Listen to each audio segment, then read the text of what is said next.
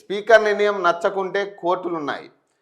5గురు ఎమ్మెల్యేలపై అనర్హత పిటిషన్ను తోసిపుచ్చుతూ స్పీకర్ తీసుకున్న నిర్ణయంపై రాజకీయ పార్టీగా తాము స్పందించడానికి ఏమీ లేదని సీఎం రేవంత్ రెడ్డి అన్నారు. స్పీకర్ నిర్ణయం నచ్చని వారికి న్యాయస్థానాలు ఉన్నాయని వ్యాఖ్యానించారు. అసెంబ్లీ సమావేశాలు ముగిసిన ప్రతిసారి స్పీకర్ విడుదల చేసే బులెటిన్లో బీఆర్ఎస్ సభ్యులు 37 మంది అంటూ స్పష్టంగా ప్రకటిస్తున్నారని, దానికి ఏ ఒక్కరోజు బీఆర్ఎస్ వారు ప్రశ్నించలేదని అన్నారు.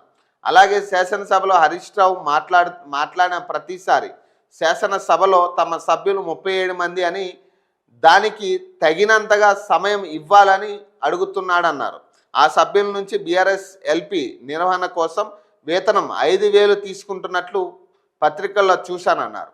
ఆ సభ్యుల పేరు మీద మైక్ కావాలి, వారి జీతాల్లో వాటాలు కావాలని, కానీ వారు తమ ఎమ్మెల్యేలు కాదంటే ఎలా అని ప్రశ్నించారు. దానం నాగేంద్రపై అనర్హత పిటిషన్ గురించి ప్రశ్నించగా అది ఆయన్నే అడగాలని సూచించారట.